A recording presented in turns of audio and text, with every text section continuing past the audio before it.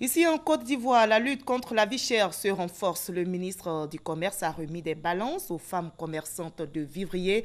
Elles sont au nombre de 50. Elles exercent leurs activités dans les marchés de Treichville et des deux plateaux Agban dans la commune de Cocody. Chantal et Ouma Kandan.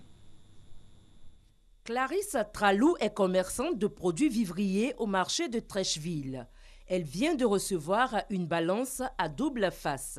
J'ai dû revoir l'ancienne balance qui était déjà rouillée et qui me faisait perdre des kilos ou des grammes même de plus. Donc à partir d'aujourd'hui, je vais utiliser la nouvelle balance.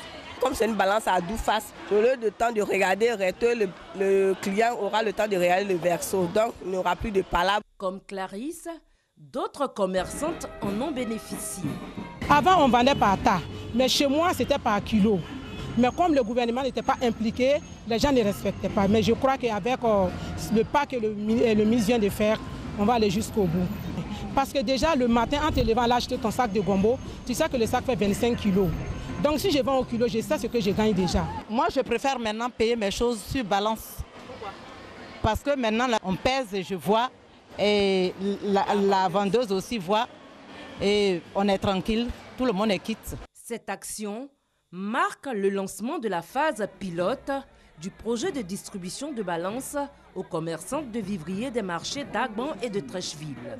L'objectif, inciter les commerçantes à la vente au poids des vivriers. Le ministre du Commerce, Jean-Louis Billon, a indiqué que l'usage des bonnes pratiques commerciales passe également par la promotion des balances dans la vente du vivrier. Je suis persuadé que le consommateur et le commerçant y trouveront mieux leur compte. Vous savez que vendre au tas ou bien un poisson en fonction de la taille, au moment où vous allez le peser, vous allez vous rendre compte que parfois le tas que vous avez pensé important, finalement, pèse moins lourd qu'un tas qui semble plus petit. Et vous pouvez vous gagner mieux et le commerçant avoir le juste prix de ce qui paye. Que cette phase pilote fasse des cellules et que sur l'ensemble du territoire national, on puisse rentrer dans le commerce moderne et arrêter de vendre au tas. Le Conseil national de lutte contre la vie chère, initiatrice de ce projet, entend mettre en œuvre d'autres actions qui visent aussi bien la lutte contre la vie chère que l'amélioration de l'environnement du commerce.